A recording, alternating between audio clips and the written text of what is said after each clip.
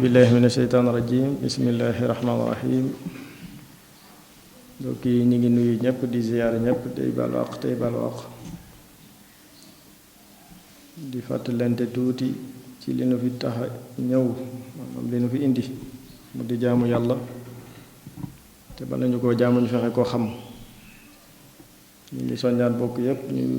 gëstu te gëstoo fa ñu war a gëstoo loolu buñ ko waxee mooy kuy gëstu da ngay gëstu ci ku xam bu ko defee mu mën laa xamal ba bu ëllëgee soo jëfee man mu amal la njëriñ ndax jëf ju nekk dafa war a ànd ak xam la ngay jëf lu mu doon kon ñu ngi ñaan ñépp ñu góorgóorlu ci loolu bu baax tey ñaan sunu borom it mu musal nu ndax jamono ji xaw naa jaxasoo lool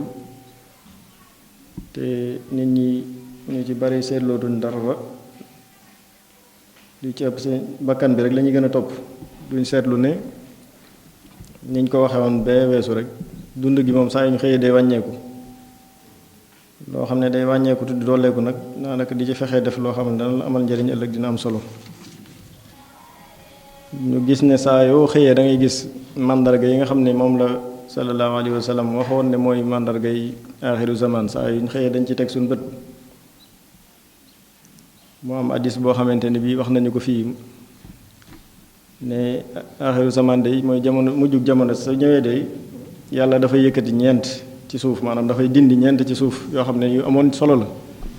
yu daan tax nit ñi daan nañ ci jaar bay dem fa ñu war a jaar waaye yooyu yëpp da koy dindi nga xam ne bu boobaa kon ak gëlëmte day am mu ne yooyu ñeent yan la bi ci njëkk mooy barke ci boppam yàlla da koy dindi ci suuf si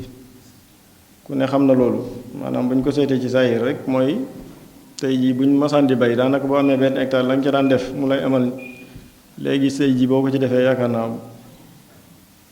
genn wàllu wala kaarug la nga daan am sax doo ko ci mën a am kon loolu barke boobu ci fànn googu dem na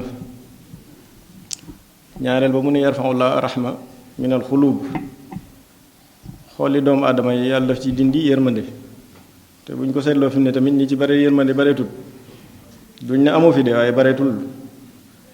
ndax saa suñ xëyee gis loo xam ne nit def ko da ngay xam ne kii bu amoon yërmande du def lii ñetteel bu mu ne ak maandu tamit yàlla daf koy dindi ci ñi nga xam ne nii ñoo yore atte yeeg ñoo yore yenn doole yi loolu it gis nañ ko bu dee ci wàllum atte yi gis nga ñoom atteem yoonu nguur yi lañ koy def te daanaka da ngay gis saa su nekk ka tooñ rek la ñuy gën da ngay gis ku tooñ ñu faral ko nga gis kuñ tooñ ñu teg ko tooñ ga